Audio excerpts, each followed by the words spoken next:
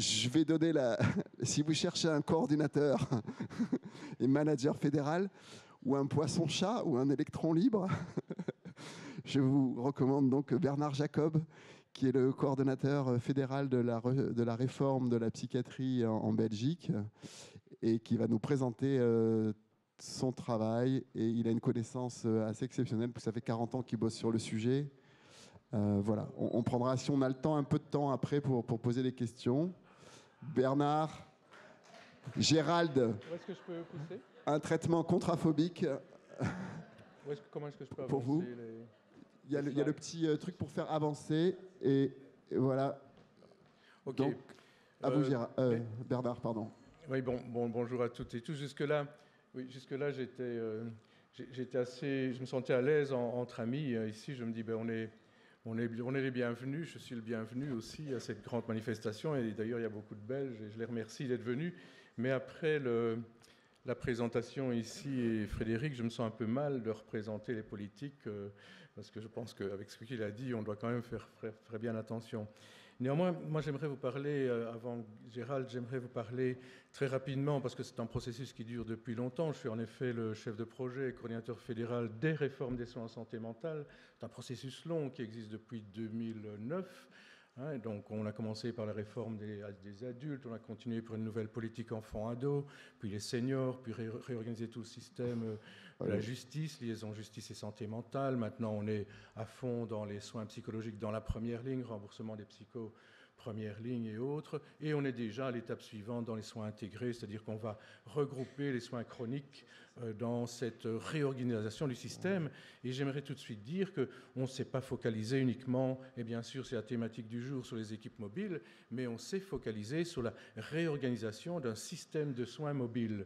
Et pour moi c'est toute une nuance. Les équipes mobiles ne sont, pour moi en tout cas, qu'un des acteurs de cette réorganisation des soins. Et Bernard, ils se sont trompés de PowerPoint en régie. Vous avez envoyé le PowerPoint du docteur Desquetir. Naturellement, lui va critiquer ce que je dis, alors si on met déjà... S'il vous plaît, il faudrait changer le PowerPoint en régie. Je suis mal. Mais en attendant, vraiment, cette idée d'avoir... de travailler sur la notion de réorganiser un système global des soins dont la santé mentale et la psychiatrie sont un des acteurs parmi tant d'autres, était dans notre tête. Et avant que ça arrive, je peux peut-être vous expliquer que l'idée à l'époque du ministère de la Santé était justement de se focaliser sur les hôpitaux psychiatriques qui, pour moi, quand je suis arrivé, était une grosse erreur, c'est-à-dire de vouloir vraiment pointer l'hôpital psychiatrique comme étant une institution vieillotte qui n'a pas bougé depuis des années. Et ça, je pense que s'opposer à un des acteurs quand on veut réorganiser le système, dont un des acteurs est un élément principal, c'est déjà une erreur. Je ne vais pas vous parler du système politique en Belgique, il est très compliqué, mais vous voyez que ce n'est pas une réforme qui est seulement nationale, elle est, ah oui, j'ai l'écran là, elle est fédérale, mais aussi elle prend en considération les compétences des régions, des communautés, mais pas uniquement de la santé, aussi des acteurs de l'éducation, de la formation, du travail. Donc c'est une réforme dans la globalité. Alors le point de départ, il est un peu comme dans tous les pays, pas sexy du tout pour une ministre de la Santé à l'époque, qui a la présidence de la Belgique à l'Union à cette époque, et de constater qu'on est le pays, le deuxième au monde, qui a le plus de lits psychiatriques, panique pour tout le monde. On se dit, où est-on? On voit la Belgique là, mais on se dit, et alors que c'est un indicateur complètement ridicule parce qu'on ne sait pas du tout ce qu'est un lit psychiatrique à Malte ou un lit psychiatrique en France, ça n'a aucune espèce de comparaison possible. Mais on avait déjà, avant ces réformes, déjà réfléchi à plusieurs visions d'approche dans la communauté avec déjà des soins psychiatriques à domicile. Cette déclaration de l'article 107, et je vais y revenir parce que ça aussi c'est une erreur d'appréciation, l'article 107 n'est qu'un article de loi des hôpitaux qui nous a permis de démarrer la réforme, mais ce n'est pas la réforme 107, la réforme elle est beaucoup plus large que ça, et on s'était focalisé un moment sur cette idée du 107.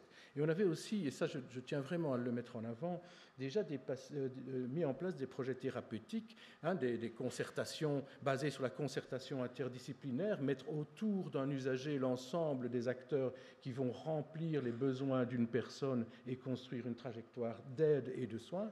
Et on avait à ce moment-là intégré les usagers et les proches dans cette réflexion, et je vous le dirai tout le temps, ça nous a vraiment beaucoup aidé. Alors pourquoi est-ce qu'on est allé plus loin? Parce qu'on s'est intéressé, bien sûr, à l'époque, avec la pression de la ministre, de dire il faut aller voir ailleurs ce qui se passe. Alors on est allé bien sûr voir Jean-Luc Rouland à Lille, on est allé à Birmingham, on est allé en Hollande, voir Philippe de Lespaul, on est allé en Suisse, on est allé au Québec, on est allé en Italie, voir les modèles pour les enfants, et on est allé en Grèce. Et là, je voudrais vraiment remercier l'orateur qui a parlé de la Corse, parce que j'ai suivi pendant 15 jours des équipes mobiles dans les Cyclades. Et je ne comprenais rien, c'était du grec. Mais j'ai été dans les villages, discuter, enfin voir, écouter, regarder un pop avec le maire du village, la famille, l'usager, les amis. Et je me disais, mais enfin, c'est quand même une autre vision des soins.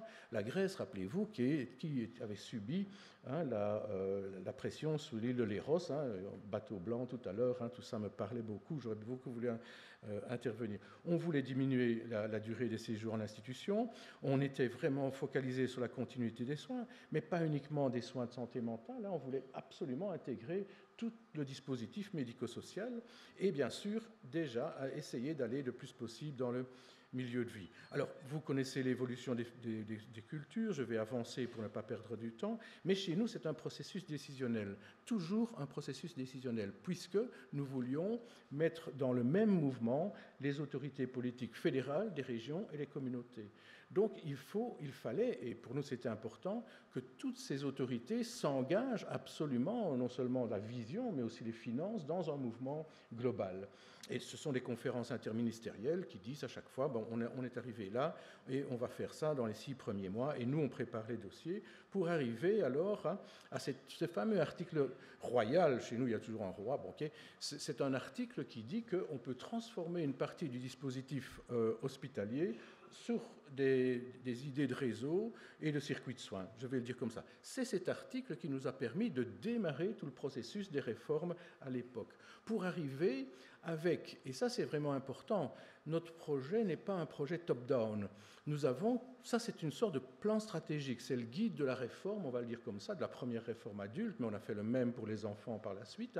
C'est une sorte de plan stratégique qui a été construit par les autorités politiques et les administrations pendant 9 mois. On a travaillé à ça à peu près, mais aussi en prenant le pouls au niveau des psychiatres, des institutions, des syndicats des travailleurs, des usagers et familles eux-mêmes, très importants. Ils ont toujours suivi notre dispositif pour arriver à ce guide qui est en fait un modèle global. C'est un modèle de travail en réseau, de réorganisation des soins, centré sur les besoins des personnes et qui s'adresse non pas à une population avec une psychopathologie particulière, pas du tout. C'est pas du tout notre but. On ne se focalise pas sur les psychopathologies, on se focalise sur les besoins de la population, à savoir, on l'a dit tout à l'heure, le socio-économique, la prévalence et la population. Et avec cette vision toujours de l'approche globale et intégrée, ça veut dire quoi? Ça veut dire qu'on met dans une même vision, dans une même projection, l'ensemble des acteurs qui vont permettre d'avoir en tête cette santé mentale communautaire. Et je le redis, les acteurs santé mentale, ce sont des spécialistes d'un domaine, mais les acteurs de l'éducation, de la formation, la commune elle-même est un des acteurs incontournables. On ne peut pas imaginer faire la santé communautaire si on n'a pas dans notre même package tous ces acteurs de l'école, etc. Et ça, c'est l'idée, je dirais, de base de nos réformes. Et alors, on s'est dit tout simplement, on avait vu les secteurs en France, mais bon, on a regardé un peu ce que c'était, on en a pris ce qu'il ne pouvait pas prendre. Nous, on s'est dit, sur un territoire donné, il faut avoir un minimum de ressources. On a compté 5 types de ressources qui vont permettre justement de donner cette aide globale. Alors bon, je vais les citer rapidement, c'est tout ce qui est. Alors regardez, on n'a jamais parlé de services. On a parlé de projets, d'équipes, de ceci. Pourquoi? Parce qu'on voulait éviter de ne se prendre en considération que des services ou des structures que nous financions, l'école fédérale ou les régions. Il y a dans les secteurs de la santé une créativité étonnante, incroyable, que nous voulions absolument prendre avec nous et ne pas justement Et ça, c'est l'expérience ce que j'avais entendu et compris en Grèce, et vous l'avez dit tout à l'heure, ils ont fermé les hôpitaux psychiatriques et ils ont balayé tout le système communautaire qui existait depuis 50 ans pour placer la fermeture et les acteurs de la psychiatrie hospitalière qui allaient dans la communauté. Et donc moi j'avais ça en tête et je me disais attention, il ne faut pas, absolument pas, balayer tout ce qui est fait dans la communauté depuis 40 ans de briques et de broc avec souvent des moyens qui ne sont pas des moyens énormes. Le deuxième type de secteur d'activité, c'est tout ce qui est le secteur de la réhabilitation psychosociale. Mais c'est aussi bien le job coaching, enfin, la formation professionnelle, tout ce qui tourne autour, en fait, de l'accès à la culture, l'accès à l'emploi, l'accès à la formation. C'est tout ce secteur avec tous les processus de réhabilitation ou autres. On ne ferme pas l'hôpital, je vous l'ai dit. Notre but n'a jamais été de toucher aux moyens hospitaliers. On va transformer une partie du dispositif hospitalier, et je dirais même plus, on va essayer de travailler sur la porte d'entrée de l'hôpital, donc diminuer autant que faire se peut les entrées dans les hôpitaux et dans toutes les institutions pour des personnes qui n'ont pas besoin d'aller dans l'institution. Donc ça, c'est vraiment... Et ça n'a pas été compris au départ. Les hospitaliers pensaient, Gérald va le dire tout à l'heure, mais il va me descendre tranquillement, il disait, tous les hospitaliers, les psychiatres, les directeurs d'institutions, on va prendre nos moyens, on va couper nos ressources et on va mettre ça dans le communautaire. Non, on a simplement gardé tout ce qui existait. On n'a jamais touché à aucune ressource, Gérald, tu le sais, que ce soit de l'hôpital, que ce soit de le communautaire, que ce soit des financements du fédéral, région ou communauté. Difficile à croire, mais c'est comme ça. Tout ce qui est, naturellement, le logement. On ne peut pas non plus envisager un travail dans la communauté si on n'a pas pris en considération tout ce qui est logement. Mais pas uniquement les hébergements protégés. Il y avait aussi des tas d'initiatives développées par les communes elles-mêmes de laisser 3 appartements à disposition de personnes en difficulté ou des projets sociaux, peu importe. Donc on prenait tout ça. Et alors, ce qu'on n'avait pas, en fait, c'est ces équipes mobiles. Donc l'idée n'a pas été de faire une lasagne, même si ça a été fait comme ça au début. L'idée était vraiment de se dire, dans notre dispositif, ce qui nous manque peut-être, et ce qu'on a vu à gauche et à droite, ce sont ces fameuses équipes mobiles. Et les équipes mobiles, c'est tout simplement, c'est pour ça que pour moi je ne parle pas de révolution, je parle d'évolution. Les équipes mobiles, c'est tout simplement un glissement des moyens article 107 des hôpitaux vers la mise en place et la création d'équipes mobiles qui, au départ, bien sûr, étaient constituées de professionnels hospitaliers, puisqu'on faisait un glissement tout simplement, sans perdre 1 euro pour les hôpitaux, voire même on a mis des moyens de démarrage pour inciter. On sait bien que les gestionnaires, ils ont besoin d'argent, donc on s'est dit, il faut investir, mais on avait appris ça de l'OMS, il faut investir dans la santé mentale, il faut, quand on veut changer un système. Donc on l'a fait, et maintenant ces équipes mobiles de crise et longue durée, elles sont composées, enfin je l'espère, non plus uniquement d'anciens travailleurs 10 ans après de l'hôpital, mais déjà dans la transversalité au sein même de l'équipe. Et tout ça pour arriver avec cette vision du travail en réseau. Donc ça n'a rien à voir avec votre vision du secteur, enfin la vision du secteur. Ici, c'est un territoire donné, les différents secteurs dont je vous ai parlé, avec une organisation par une coordination de réseau, pour ensemble qu'ils trouvent, qu'ils créent des procédures, des consensus pour donner cette réponse globale à la population en mettant l'ensemble du dispositif au service même de la population.